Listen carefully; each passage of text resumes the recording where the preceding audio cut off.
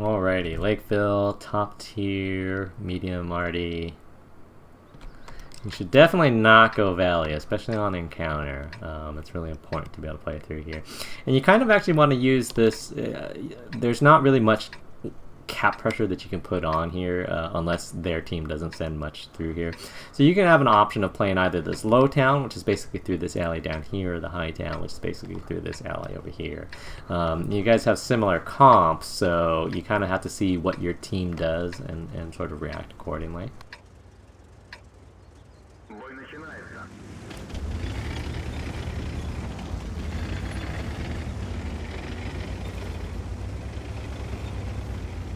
Looks like a good amount of your team is going this way, which is fantastic. And again, you can give up a lot of this area back here. Generally, you'll get some guys back here anyways, but see how there's like nobody in the valley? That's actually potentially good.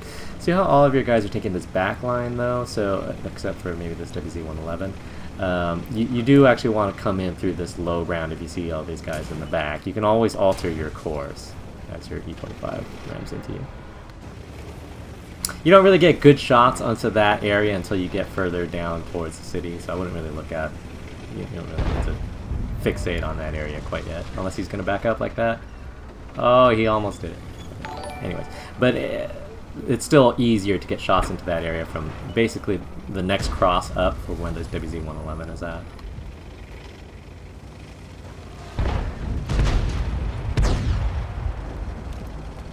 And see how this guy's pushing forward? You're not really that...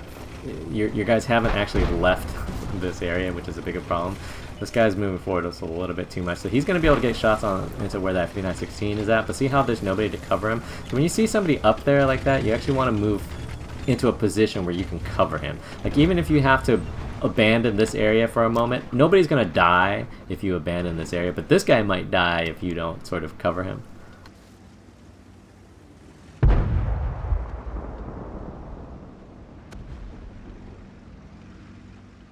And you've got no intel here, other than that this guy was able to move forward. So you actually probably want to move forward. Now you really want to move forward. Now you really, really want to move forward. Like there's no reason why this guy shouldn't get bullied. Right now, so again, right now this is my problem with team play. Like to me, it's really, really important to identify, okay, these guys are potentially vulnerable, and I'm not in a position where it's not like you're dealing tons of damage, getting awesome shots from where you're at. So you should be sitting there thinking, oh man, I gotta find some way to protect these guys here, because once these guys die, then all of a sudden that low town is gone, and you're in big, big trouble, right?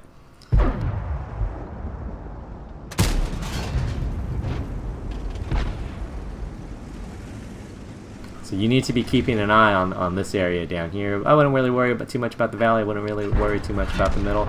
Looks like they've got a good amount in the town, which is good for them, not so good for you. And again, this is another situation where this guy is blocking you, and yeah, that sucks. But you don't have to stay there. Like there's nothing in this area here that's preventing you from leaving to going someplace else to get a better shot. You've gotten one shot at a turret of a 110. Like that's been the only shot that you've taken, and 2.5 minutes have gone by. Right, and you could be certainly in a better position. You can be more active than you are, because basically right now you're just kind of sniping.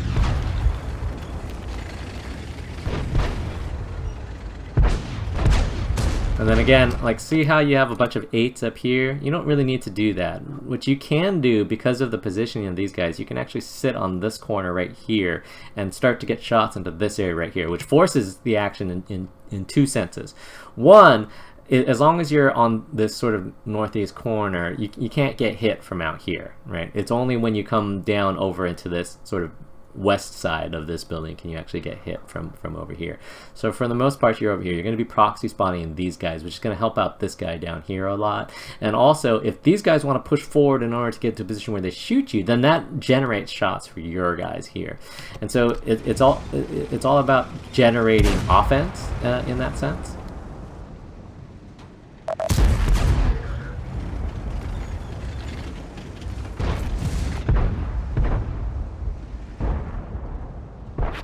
There's like a little rock in the way or something. And yes, stopping here to kill this guy, that's terrifying. Whenever, like I said, if you're getting good shots on people, no problem. That's not what I'm saying. I never have a problem as long as you're keeping your gun active. It's when you're not keeping your gun active, then we got problems. I wouldn't worry too much about the 110. You can force the action there. You should be more worried about these guys down on this side right here. Like, you need to figure out a way to relieve the pressure off of this middle, or to create pressure on these guys right here, which will force these other guys to have to do something. Like right now, you're just still a little bit too far back. Like, your JT-88 is doing a better job of pressing the attack, and he's going around a corner on these guys. Like, you can completely ignore that guy. Just completely ignore that guy, pound these guys down here.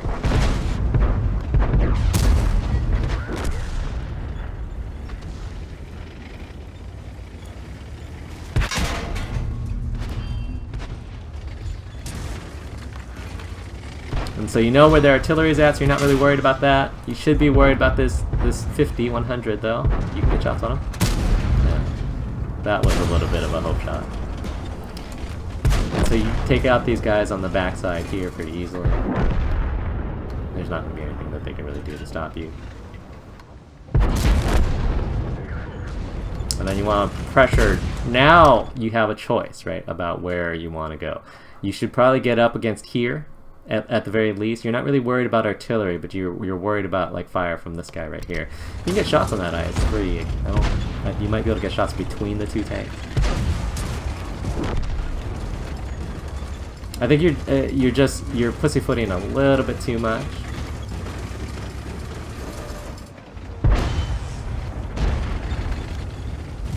Just press one way or the other. It doesn't really matter at this point. Just pick a side and go and that's an unfortunate shot, but again, you probably should have shot a little bit closer to his wheel. So the problem what you're doing right now is that you're actually blocking the shots of the guy behind you. If you're going to turret brake, you just drive right by him. If you're not going to turret brake because you want to keep your frontal armor on him, just push into this corner and then back up, right? Like you could back up into onto that wall right there, which then forces him to have to. He still has to point his turret in one direction or the other. And there's no reason why you need to face hug that guy. Again, remember, against a good player, it's a very easy shot for him and not a very easy shot for you. He's got to hatch you, or you've got to hatch him there.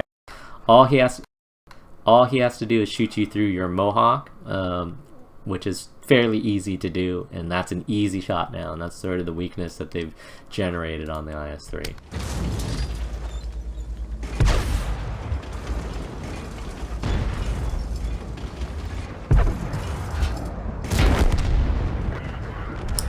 Good job, and then you need to pressure these guys. Man, that 100 has lived a lot longer than it should have.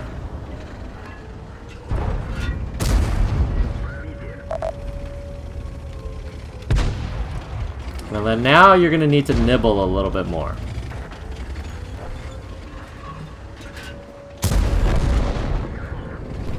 Man, full health WZ-111.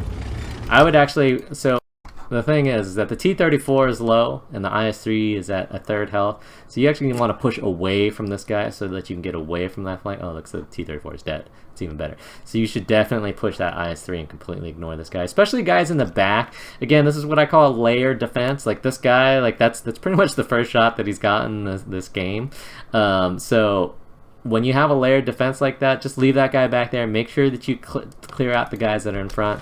It's all about prioritization. Good job.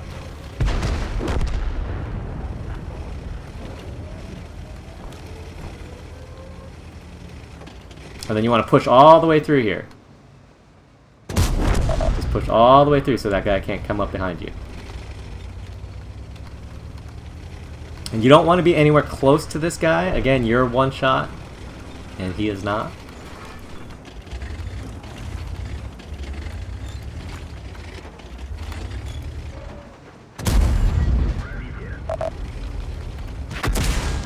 Lol, HE.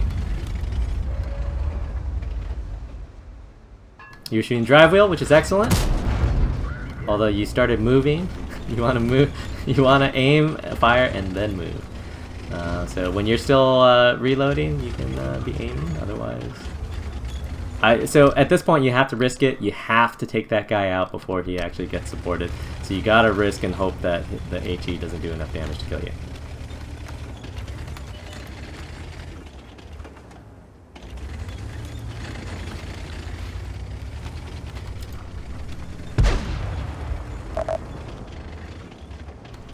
You're gonna have to push someplace here.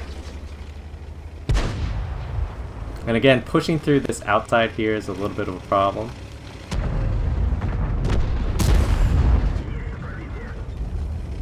You do want to, so the problem is that you can't back up.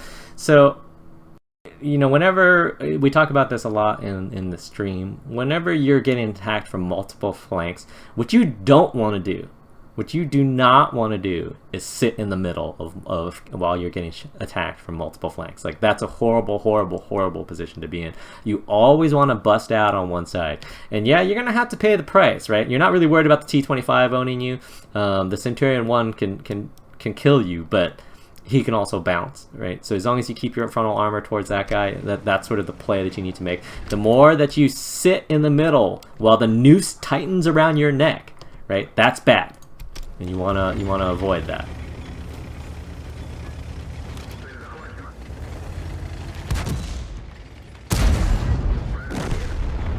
Fires are real. Oh, the HE was not able to kill you. You need to try to take out this Centurion. I would worry about this guy here. The Centurion, my man! The Centurion, no!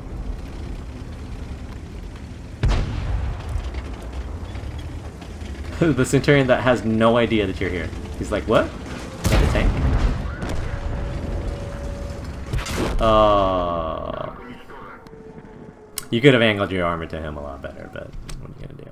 Alright, so anyways, a couple of things here. One, so you camped out in this area in the early game for just far too long. Again, you have to be willing to move forward as long as their team isn't being super aggressive and pushing, you know, their entire team through there. You can't be that far back. And again, I'm not asking you to be brave for your team, right? You already had two guys down here that were already forward. All I'm asking is that you get into a position where you can help support those guys. And that's actually incredibly important to the game. You ended up pushing in through this area here, which is fine. I think that there was a little bit of target overload. There were too many things for you to shoot at, and so you overexposed yourself to too many things rather than taking either the easiest available shot or the shot on the tank, the linchpin tank that was holding your team back. Their zero line was really ineffective. They basically had a bunch of guys in the back that were basically sniping them from this side. They weren't really aggressive in terms of stopping you guys from pushing in here at all to kill their guys down here. It felt like this could have been the kill box right here where you guys could have just hammered everybody, but your team didn't really do a good job of that. And then especially in that late game, you know, you have to understand, you have to recognize when to be aggressive and when to be conservative. You need to be aggressive when you have an advantage, when you had more of your tanks still alive, and then when you have less of your tanks alive, then you're looking to just be opportunistic and get away. You don't want to, especially when you're outnumbered in the end and there's tanks literally closing in on you from every direction. You don't want to allow that to happen. You need to break out into one direction or the other, pick the weakest direction, and then just start punching faces on your way out. And I think that's the best thing to do. Otherwise, you just allow too many people to get to your flanks, and that ends up being a big problem, especially in a tank like the IS-3, which isn't, you know, the quickest tank in terms of turning around. So you got to be careful when you're in situations like that, when you're outnumbered. Like, look, you should be actively looking to go, oh, okay, well, where's my out? You know, how am I going to get out of this? Because once you get out, right, and then, okay, now I can keep everything in front of me. Okay, now you have a chance. But like, even, let's say, even if you were to kill that Centurion, right, there's literally guys driving up behind you that are just, they're far too close. Another HE shell from that WZ-111 would have been it for you. And so you got to recognize those types of situations and make sure that you bust out early. Don't allow yourself to get caught in those types of traps when you can possibly avoid it.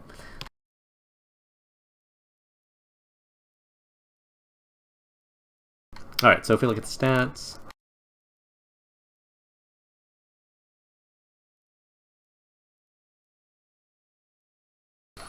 You did pretty well. That's good. Your team in general did not. You sent most of your team to the city side, which is good, but they kind of played a lot of that tweener position where they weren't really far enough forward to be super effective, but they were far enough forward to get shot by the enemy pretty easily, which is a problem. Like I felt like your JT88 actually did a good job of pushing for a JT88, but he didn't really have very much support, and that's really the role that you should have been playing, or the WZ111. The WZ111 was aggressive on the bottom side, and this other WZ111 just wasn't like a super awesome player. Like I felt like see this position where you died. No, you can't see it right now.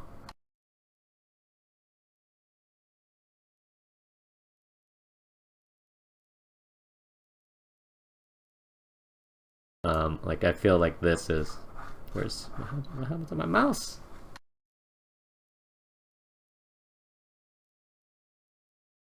Oh yeah, that's right. I need to press the button in order to get the mouse. So see this position where you died right here. Like I felt like in that early game, you could have played this area right here really effectively, and then your JT88 could have either covered you from those guys from over there, or he could then come around and been a lot more effective through here. So especially as a top tier heavy, you have to look to facilitate your guys. You can't be looking to snipe basically. You got to be just a little bit more aggressive there.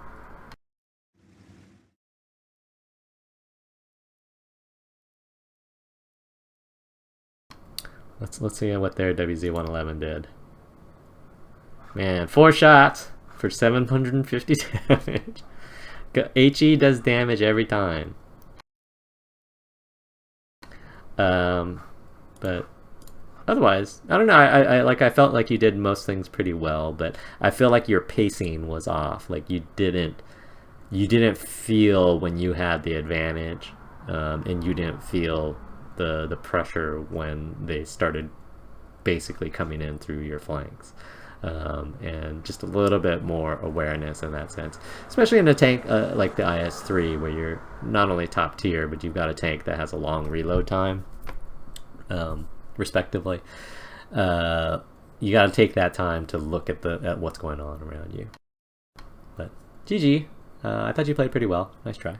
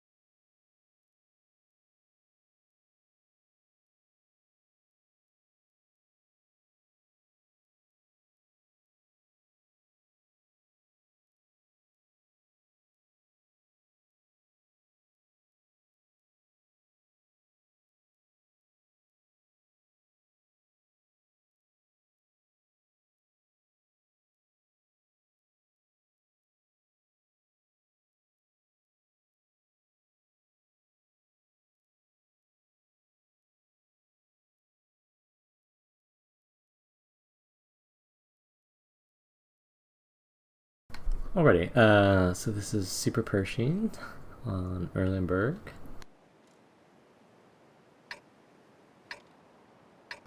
And encounter. And so the cap on encounter isn't really that big of a deal, especially when there's not artillery. The best thing for you guys to do is actually to clear out through here, and basically because of where the spawns are at, you can basically just drive straight up through here, and then what you want to do is just bully, especially when there's no artillery, just bully through this area right here, right? Make sure that you can take out these guys over here, then take out these guys over here, then take out these guys over here.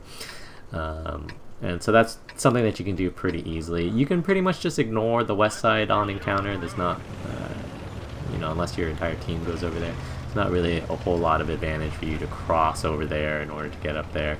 They have an advantage to get over there if they want to.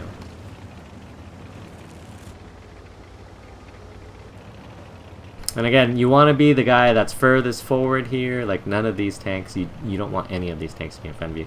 A lot of your tanks are going to the west, which again, like I said, I don't think it's a super strong play, but that's fine. You need to be going up here. You're sort of taking this back road, which I don't, again, especially without artillery, there's not a whole lot that you're going to be scared of frontally here. Top tier, no artillery, and a super Pershing. You can really just bully the hell out of people.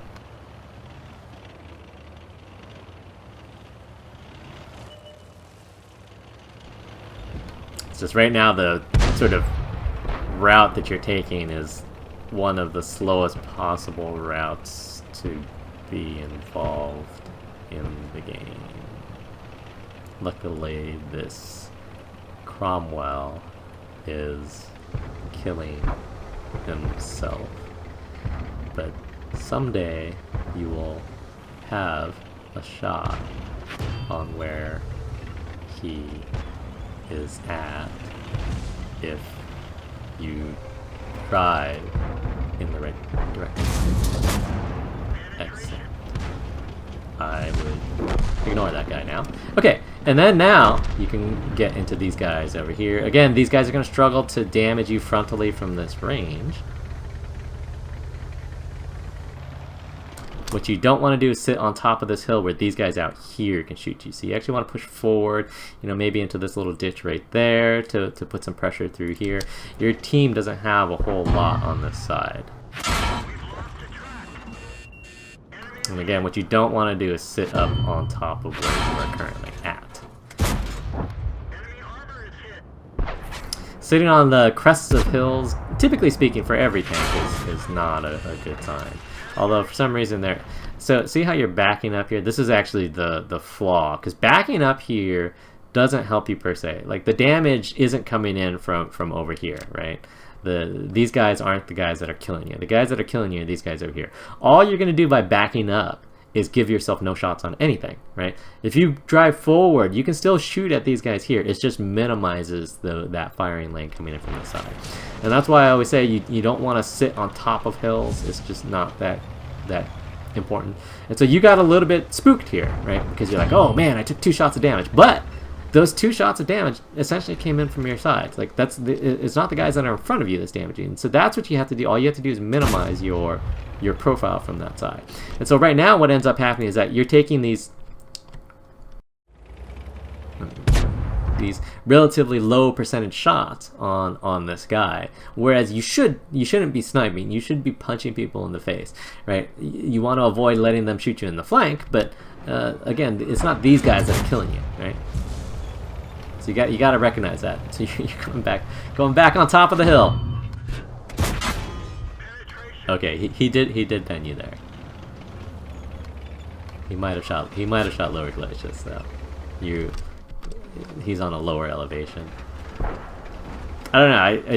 It feels like you could be doing so much more than you are right now. They do have a lot of weight here, so you can make the argument that we should slow play this because they've got more weight than us. But again, you're the big boy on the block. You just, for some reason, again, keep going to the crest of this hill. And that I don't understand. Like the crest of the hill is that's not the sweetest part of the hill, is being on the top of it.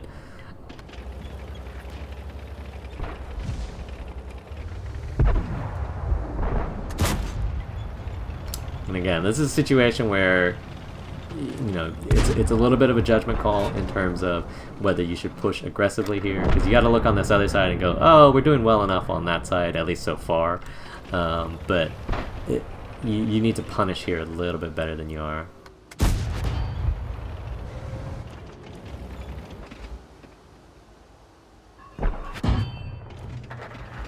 Again, remember, there's not a whole lot that these guys can do to bully you. And then, so now they're sort of shifting over. See how that Tiger P shifted over? You know the JP is back here.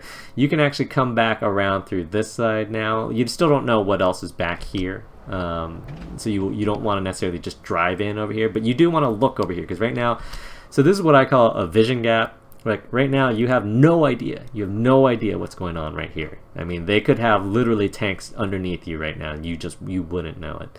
And so since you're not actually doing anything aggressive over here, which, again, I said, it's a little bit of a judgment call. I think that you can bully the tanks and the players that are here. You chose not to, and that's fine. But don't, if you're not getting shots, like every so often, you still got to look and see what's going on over here, or maybe look to see, can I go out over here and then play this hill right here where I can get easy hold down shots on these guys where they can't run, right? So you have to look to create options for yourself. You can also get shots on that Black Prince if you move far enough forward. But again, it looks like you're winning on the west, so you kind of have to make a little bit of a judgment call. If Tiger P is going to suicide, you should oblige him. Nice try on the track. Oh man, these guys are being aggressive. Again, and you keep doing this, and I'm not entirely sure why. There's no reason for you to go over the crest of this hill. All you got to do is just be right here. You get the exact same shot on this guy, except you're completely hulled down, and you're not exposed to getting shot from any other angle. You keep insisting on going over the sharpest part of the hills, and really that's not the strength of the American tanks in general. See where you're going? Oh! Perfect. Perfect. Look at this. Like, look how much better this shot is. This is the only guy that can shoot you, and you're completely hulled down, right? And how far did you have to move? You had to move 2 meters, maybe 3 meters to the right. Like, that's it. And look how much of a difference that makes in the incoming fire and the shots that you get, right? These guys back here now have very little shot at you, or, you know, maybe at a portion of your turret, whereas you can still shoot this guy exactly as much as you could before, right?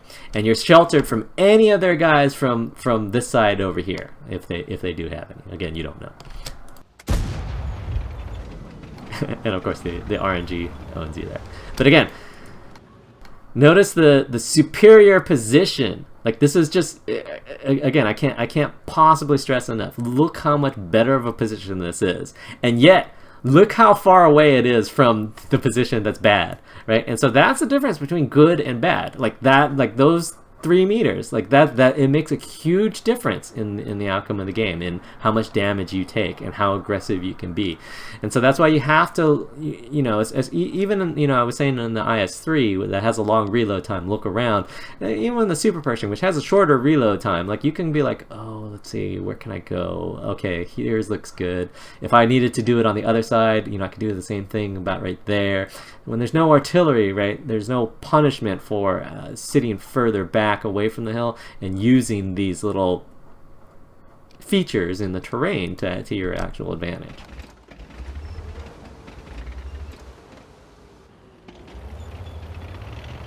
Although I do still think that you have a vision gap here, so you do want to be able to check that. Like, you need to be able to make sure that you don't get pushed in the back.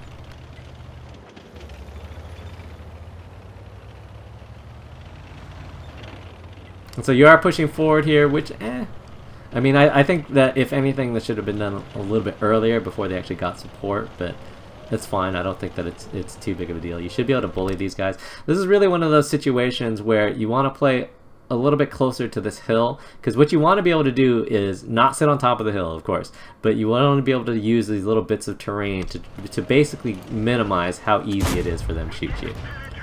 I think that was a reasonable snapshot because he hadn't fired.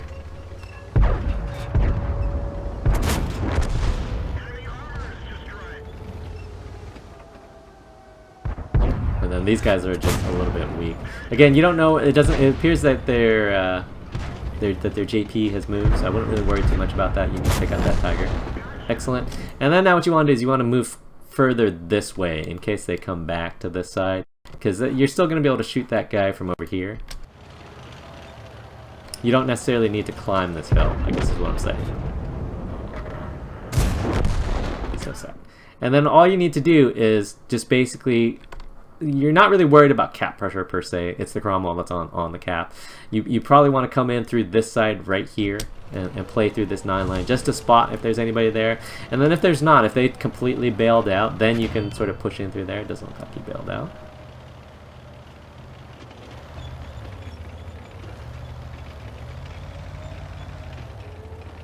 And so you're playing this little gap here, which is not a bad gap to play, but the problem is that pushing across here, they're going to be able to put flanking pressure on you. And whenever you're in the super Pershing, that's what you want to avoid. You want to avoid that flanking pressure.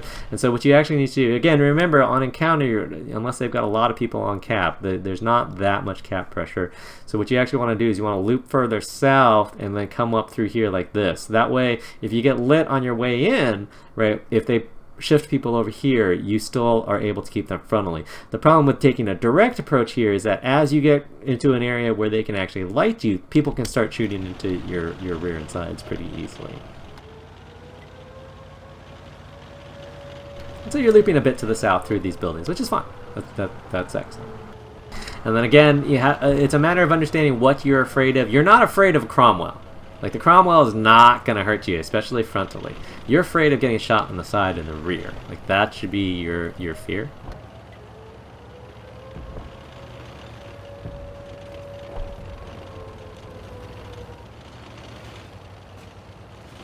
And then you can go ahead and push all the way across here. Lol. Cromwell armor, too strong. You got him that time, though. Alright, that's excellent. And then now the game is yours for the taking. You can do it one of two ways. You can just cap pressure and screen. The rest of their guys are not really in a good position to challenge you. That OI is not going to be in a shootable position for you. This AT-15. AT-15 flanked your team. That's incredibly sad, but it will happen. In this particular case, I don't know that you should put cap pressure on. Again, if your team wasn't going to die, then sure, but it really looks like they're going to die. You can clear out either direction. Like, you can make the argument that you might not be able to get here in time to save these guys, so if you can clear out on this side, you know where almost all of their tanks are at, right? You know that the JP is the guy that was shooting you from over here. You know that the OI is still over here. You know that the AT-15 is still over here. You don't know where the WZ-111 is. He might be AFK for all you know, because you haven't seen him do anything. And again, so if you're going to cap and screen for yourself, you don't want to be in this position right here because it's too easy for somebody to come behind you. Again, it's about understanding the vision lanes. Where are you blind to, and where can you actually spot? This is a slightly better position just because they can't get behind you super easy. Okay, although now you're backing up into the position where they can get behind you easily again. And so this is a situation, like I said, this is not really a cap situation because your guys are dying. And so eventually, especially on encounter mode, you're not going to be able to cap them out fast enough to win this game. Oh, it looks like the JP went over there as well. Well, the good news is that everybody is probably in front of you. So the thing about encounter caps is that you don't need to shoot the other guy on the cap. All you need to do is be on the cap. So this JP, in order to stop you, he doesn't need to actually even shoot you. He just needs to be on the other side of the cap. And then he just waits for his team. Right? And that's what you want to avoid. And then, so in this particular situation where you're cap screening for yourself, you actually need to push across here, right? Keep everybody in front of you. You still don't know where the WZ-111 is, but you can't account for that. You got to account for the guys that you do know. Again, for all we know, that WZ-111 is AFK. Right? And so you need to be closer where you can get shots on these guys. You're not worried about getting reset. The cap pressure isn't from... the cap pressure isn't really doing much other than letting the enemy team know where you are at. Well, it looks like the WZ-111 is over there.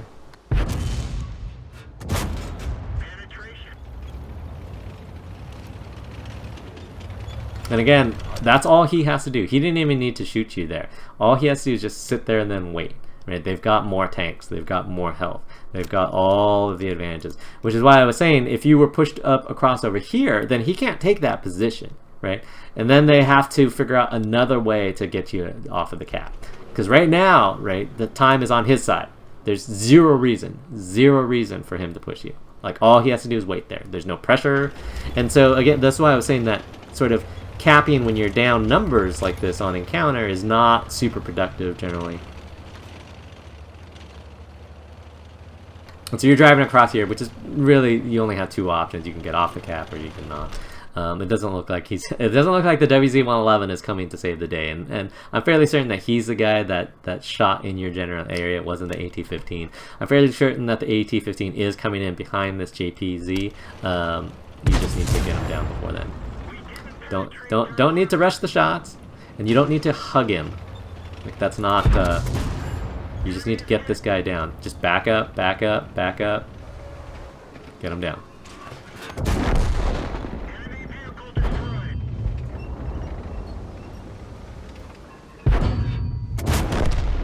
Excellent. And then now is when you can just cap pressure and screen. I'm fairly certain that the WZ-111 was somewhere in this area here, so he's eventually going to come across, probably from your north. So what I would do is I'd back up to the far south over here, like behind this building over here, where you can... And so again, whenever you're playing this game, it's all about vision control. Understand your lanes, understand where they're coming from, right? And so the problem with the way that you're set up right now is that if he comes down on the east side of this river road, okay, you got him. You got him. You got him dead to rights. That's not a problem. The problem is that if he just drives across this field right here, comes over right here, he actually spots you as he turns this corner right here, you're done. And so understand those types of lanes. And so typically what I'll do is back up as far as you can, have a side where, okay, you can proxy spot him from there, have a side where you can see up this lane right here. And if he, for some reason, had drove all the way around over here and then came all the way around up over here to flank you, okay, all right, you win. Right? I can't guard every route, but you can guard all of the feasible routes. And one feasible route is him just literally driving across here into you. And so that's something that you have to be aware of.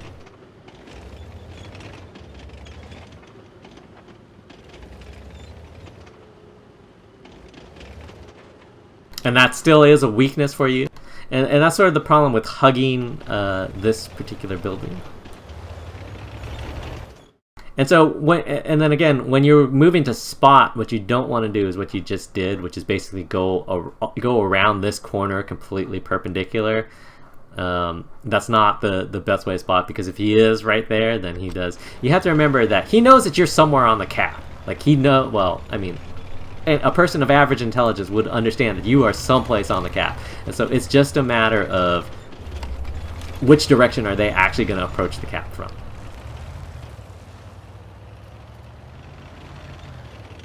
And so, like, see this position that you're moving through right now? The only possible position that you are scouting now is right here, right? Any place else, he wins the I spotted you first battle.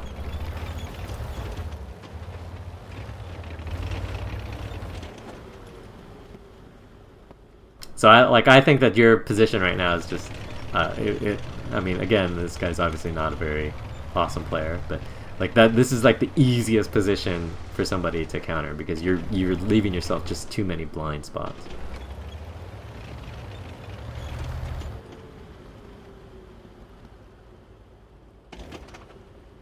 Oh, apparently you capped out.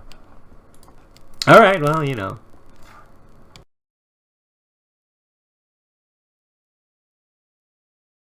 Game really quick. So anyways, I thought coming over here was fine. I don't think that was bad. You had, you know, a bunch of lower tier tanks here that were sort of hanging out on this hill and not being super productive, but that'll happen. I felt like you could have been more aggressive in terms of getting some damage out here. I didn't think you needed to just YOLO and push all the way in there, but I felt like sitting on top of that hill was obviously bad. When you eventually slid over, that was obviously good. Like those types of things you need to recognize. And then you were able to actually clear out through there, which is perfect. That's really what you're looking to be able to do. But that wasn't really a lot of you per se. That was you essentially being opportunistic for when your Cromwells and Jumbos were getting themselves killed. I felt like you could have been a lot more of the bully on that side, but that's all right. And then you came back over through this way and then cleared out through here, and I thought that was pretty good. Again, I don't think that you needed to cap pressure. Cap pressure is something where you want to draw the enemy team to you. In that situation where you're outnumbered, you typically don't want to advertise, this is where I'm at, come and get me, sort of thing. But their team was not very coordinated in terms of the way that they attacked into you. They basically went in one at a time, where the JP came in, and then the AT-15 came in eventually, and the WZ-111 theoretically should have come in eventually, but, you know, he just didn't. And so it's sort of fortuitous in the way that it worked out, that everybody was so honorable. But you have to recognize when is it appropriate to put on cap pressure and when is it not. Like, there was nobody to screen for you. Your team was still alive, and they eventually ended up dying, which hurts. If their team is organized at all, then that's pretty much it for you, because it's too easy to get to a flank of a Super Pershing, especially when you know that they're restricted to this small area here on a relatively open map.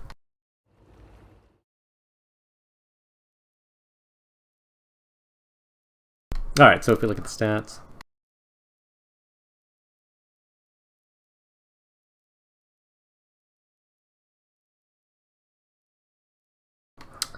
lols. He did fire twice. I'm betting he was firing HE.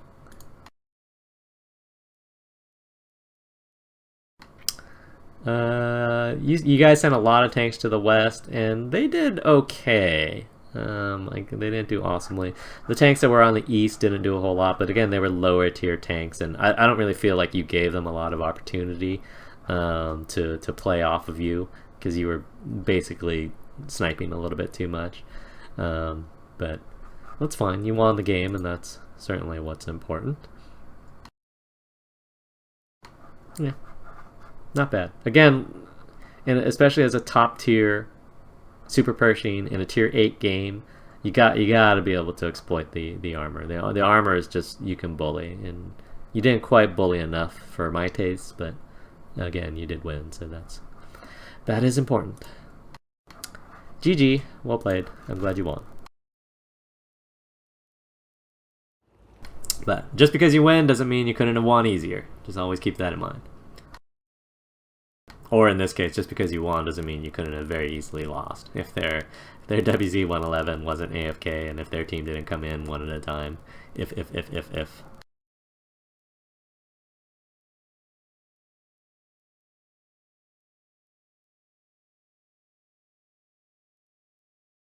Alright, then we'll look at Entropy's T32 game. Man, everybody's a winner.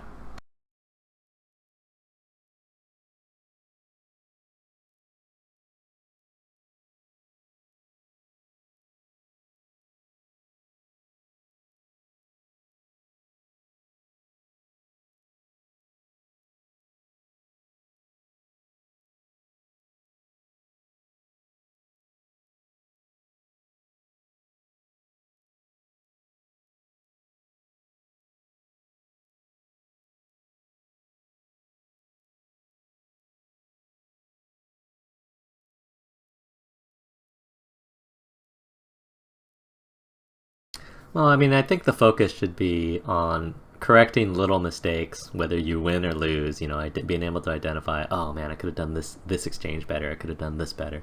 And regardless of whether you win, you know, 15-10 or lose 0-15, you know, you want to try to identify little things of, oh, I rushed my shot there, I shouldn't have rushed that shot, or I should have tried to take this snapshot here and I didn't, and sort of thing.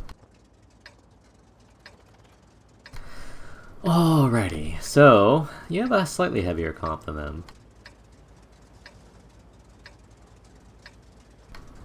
So you can potentially bully in the city. They do have a small arty, I wouldn't worry too much about it.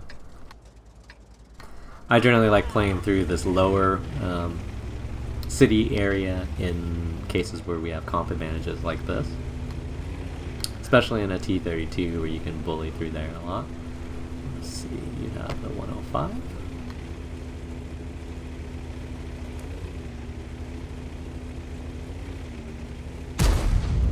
And so one of the reasons why I like taking this low bridge, especially in tanks that have gun depression and strong turrets like T32, is that it's difficult for people from over here or over here to deal damage to you.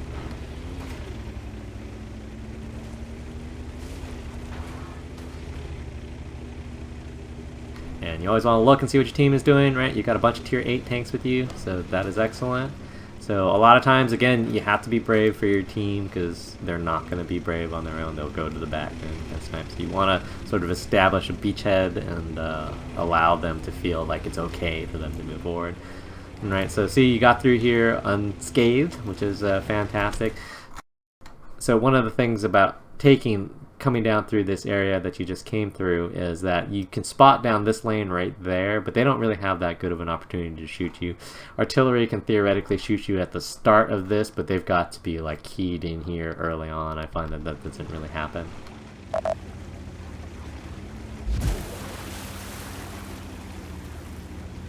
Somebody shot at you. Not totally sure where that is, to be quite honest. I mean, it's a Cromwell. Oh, the E25. Stealth E20. So one of the things that you still want to do, you still want to check this area right here because you haven't actually spotted there. So before you push up here like this to get shots into that guy, you need to look over here to make sure that you're not going to get shot from over here. Like by that guy. I think you could shoot him in the face instead.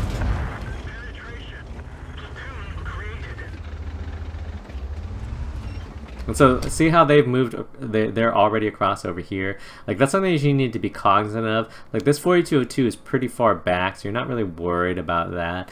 This KV-85 is already pushed forward, but he doesn't have a whole lot of support. You've got some guys back here, but like these guys, right, they're not really helping out doing a whole lot.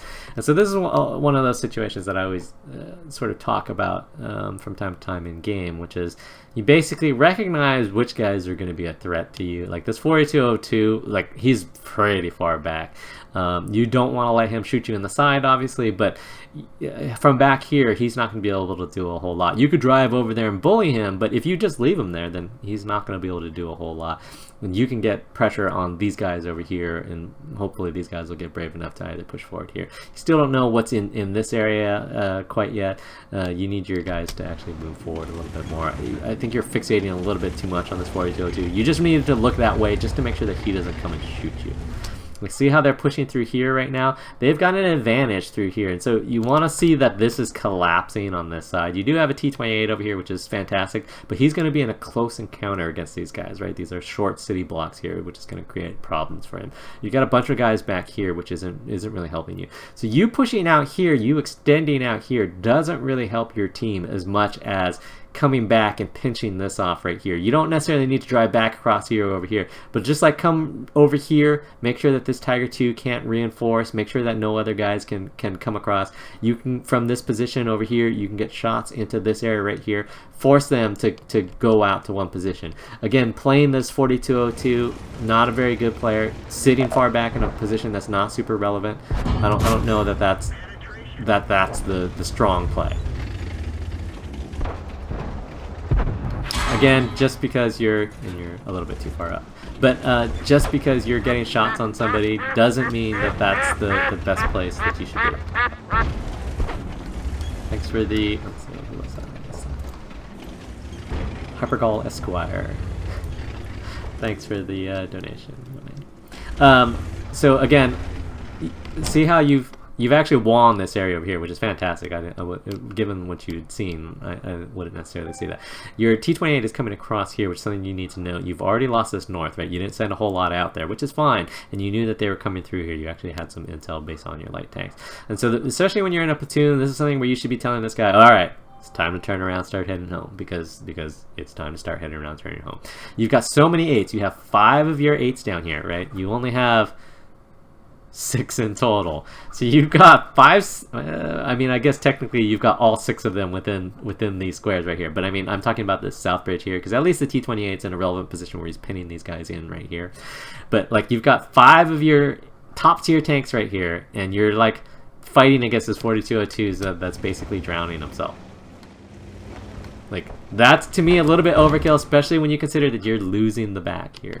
And so you got to be able to recognize that. Again, this 4202, he's not the linchpin to their team. He's not the guy that's making the difference in this game. This is a game that you could very easily lose to Cap. I mean, that's not what you want. Like, again, I'm glad that you killed the 4202, but I think that was completely unnecessary, and that was a risk. Like, you risked losing the game to kill that guy. Because, okay, so, and this is why.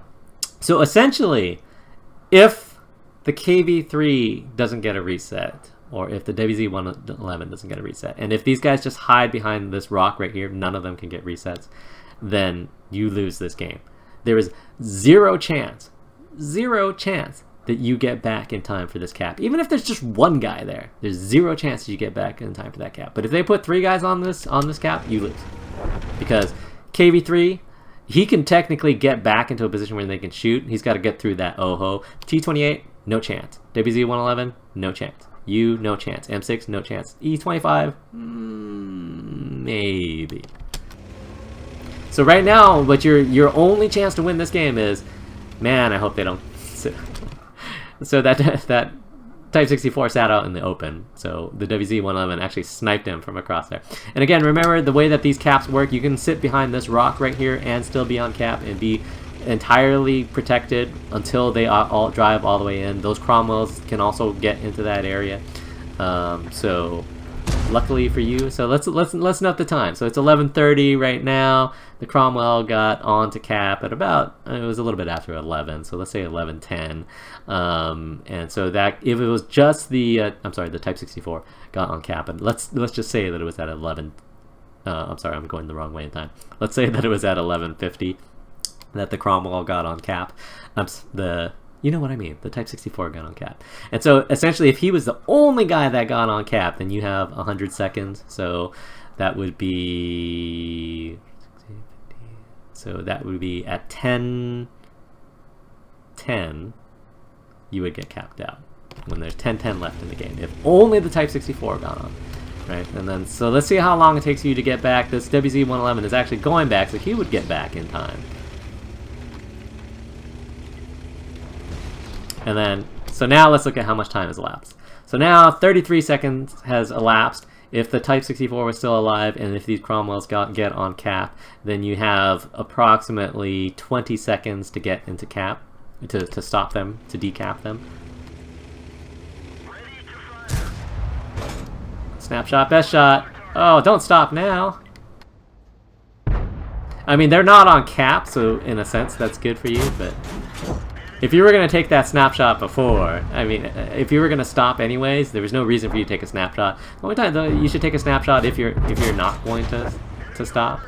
But if you're going to stop, go ahead and stop and then take a shot. There's no need to snapshot it. You still need to clear out this side of the cap here. Your guys are getting pressured here. You're probably not going to be able to save your platoon buddy. I'm not entirely sure why he pushed himself into a flank like that. You still want to clear the edge, because if you push through here, you're going to be in the exact same flank that he is, and that causes problems. If you can clear out this edge, they're not putting it on cap pressure, but you need to start whittling those guys down over there.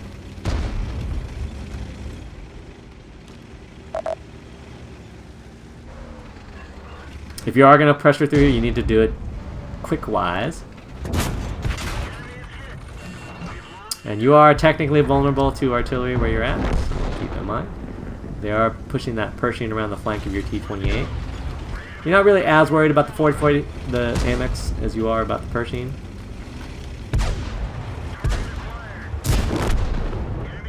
And their Cromwells have attacked, so instead of getting on cap, they attack. And again, you want to shoot the guys that are behind. You want to shoot the guys that are behind your T-28. You don't want to block him. You basically want to get behind him. There you go. Yeah. See, that's good. No, you need to stop that other guy. So, this is one of those things where you kind of have to, it's kind of like patting your head and rubbing your belly. You got to drive your tank and use your gun separately. You don't necessarily want to drive and shoot at this guy. You want to position yourself so that you can block this guy from coming in, regardless of which guy you're going to shoot at. You can keep shooting at this guy, but you need to make sure that this guy can't get in for free. Like that's a good platoon mate if you can do that. Oh, then the rushed shot.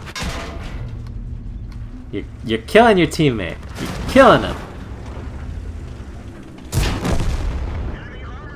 Alright. And then, so what you don't want to do is you don't want to push out on this side. You actually want to push in through this side to see if you can get shots on that guy. Because you're not going to be hulled down to him on either side. But if you go on this corner right here, then the artillery can shoot you. You totally could have saved your friend, and you totally got him killed. That was hilarious. And so again, go ahead and play further back on this side here. You get shots. Coming in eventually. You need to worry about where that Dickermax is coming from, but only a little bit. And again, this is sort of a situation of understand what it is that you're afraid of. You can slow play this, just don't put yourself in a position where you're getting shot by the artillery.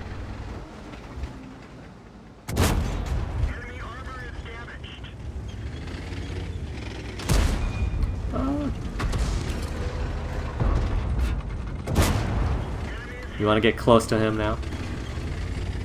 There you go. And see, so this is perfect. So this is perfect for a number of reasons. So you've got your close range here, which is going to make it difficult for him to shoot him. But see how the back of his tank is open so that your friend can shoot him. Like you'll see this a lot when tanks go head to head. You won't leave your team a shot, and a lot of times you need this guy to deal a shot of damage to this guy because you don't want to be sitting here forever. Like you can probably kill him here and that's not as much of an issue. You're just more worried about their friends actually coming through to actually help. Although, you know, with friends like this, who needs enemies? You just killed your own T-29 and your WZ-111 rushed his shot. Don't stop backing up. Stop backing up!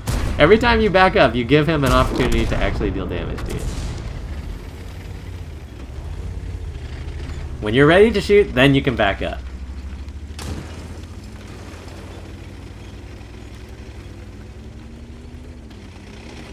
Alright, and then I'm guessing they're all campers, so now let's just hunt down the campus.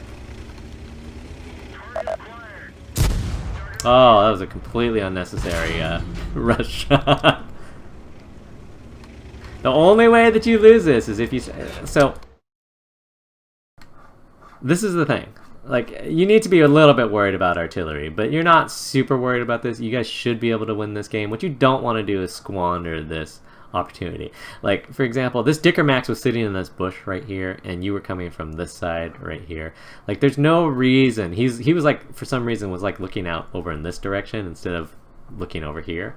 And so all you needed to do is just basically drive to right here, right? Where basically drive through where you were, and then just aim in, and then when you lit them, just aim in and shoot. Right, and then you basically are using this to haul down to this Dickermax. No matter where you go, you're not going to be able to get safe from the Crusader at this point. But what you don't want to do is you don't want to get shot by this Dickermax, and you don't need to waste that shot on him. That was a completely wasted shot. That was unnecessary. It wasn't like the Dickermax was in a slim window where it's like, oh, he's about to get away. Like this Dickermax is not getting away from you.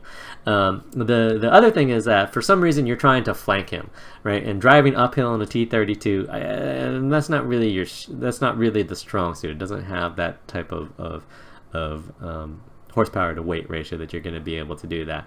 What it does really well is it does hold down really well, and so you could be hulled down against this guy on the other side of this rock, just completely owning him, and there's nothing that he can do about it because he can't run away, right? He can't charge you around the rock. All he can do is just sit there and take it. The way that you're driving out here, you actually make it possible for him to shoot you and artillery to shoot you. Whereas if you're over here, then artillery can still shoot you, but them's the breaks. You don't want to...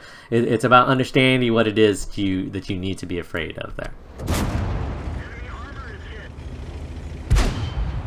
Oh, the bounces are real. And I'm not entirely sure why you needed to get behind him at this point. Oh, the artillery did get you. Don't rush it. Oh, it's a little bit of a rush, but alright. You're lucky that the Dickermax didn't shoot you. You don't know that he's necessarily there. I mean, he might be in that area right there. You were kind of out in the open.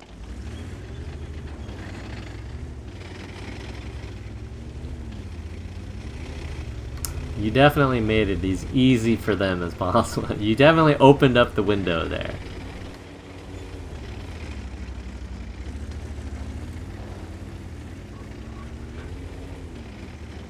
Yeah, he theoretically can kill you. Your WZ-111 is essentially bulletproof to this guy. There's nothing that this guy can do to kill the WZ-111.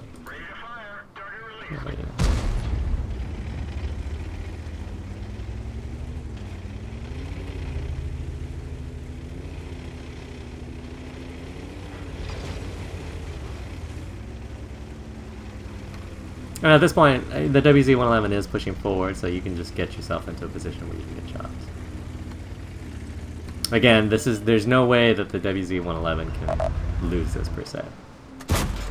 Oh, look at that. Snapshot, best shot. Okay, so analysis of game. I mean, it wasn't a bad game. Just, again, certain mistakes were made. So a lot of your team went south, especially a lot of your high tiers. You guys basically abandoned the north, which is fine. You actually had a little bit of intel there, so you knew what was there. So again, it's important to recognize that you've got a lot of weight down here. They had an FV-4202 back here, which I felt like was really a relevant position. Wasn't a very good player, was kind of cowering in the back. And your team's response to that was, okay, there's a bad player in a 4202 in the back. What should we do? Let's send 5 tanks. Let's send 5 top tier tanks to go kill him. Like, that was your response. And to me, that's like, you know, this is a game where you're losing that up. You know that you're going to lose that north eventually. It's just a matter of how aggressively their team pushes through there. And so you need to recognize that and be like, okay, I can't waste time chasing down that 4202. I need to start coming across and either clearing through there. Just let him be. Like, he wasn't in a position where it's like, damn, it's that 4202 just keeps owning us. Like, that wasn't his position. Like, he wasn't in any position where he was just blasting your team. Like, if that's the case, then sure, you want to dedicate 5 people to get to rooting him out of that good position, okay. But that was not the case. And so to me, that was a waste of time. Yeah, you got a top tier tank out, but I don't think that guy was the difference in the game. And that could potentially cost you the game. All they had to do was that one guy on cap just had to be behind the rock, and you lose this game, right? And I think that's important to recognize, that when you send your weight to that side and you know that you've got a weak north, you've already have to have 1 foot on the reverse, right? You already have to have this idea that, oh man, we got to start heading back. Especially you had your T-28 in the middle here. You got to tell him, all right, man, you got to keep an eye on the back because I'm way too far forward to actually stop this camp from happening, right? And so if that Type 64 doesn't sit out in the open and that WZ-111 doesn't get that shot on him, then you lose this game. And it's just as simple as that, unfortunately. But they didn't, so that's good. And their Cromwells never got on cap also, which is also good for you, because that actually helps you out a lot. And you went to go save your T-28, well, you went to go save your T-28 buddy, which, again, I'm not entirely sure I would have done. He pushed himself into a flank, and I felt like it was more important to prevent these guys from capping you out, because while you were saving this guy, those Cromwells could have potentially gotten on cap, and you would have lost again. Right, so that's your second chance to lose.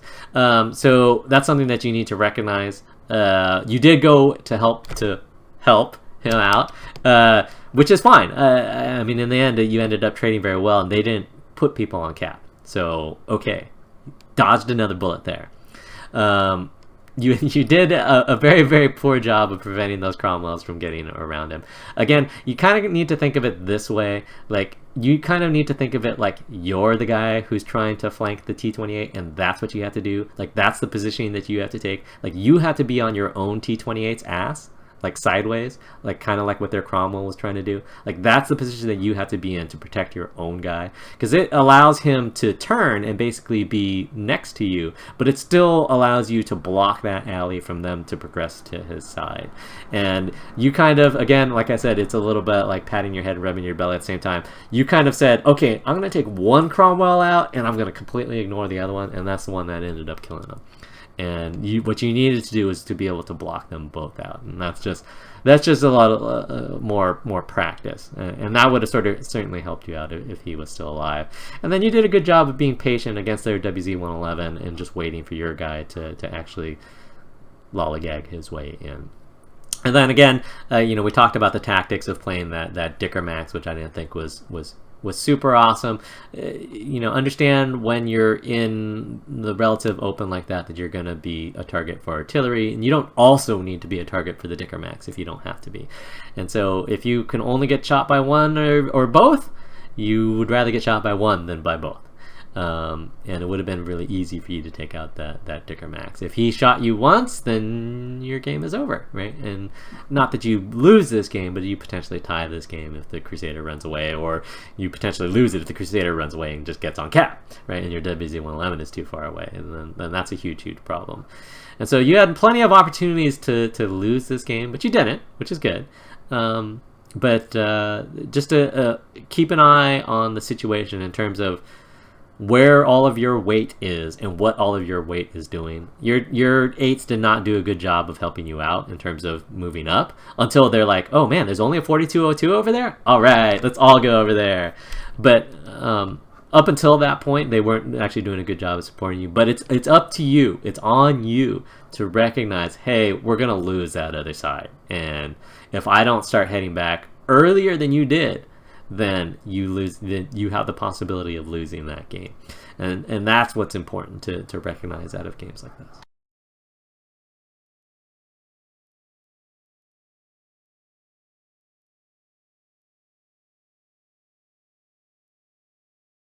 All right, so if we look at the stats, your platoon did well. Man, if only this guy's teammate didn't kill him.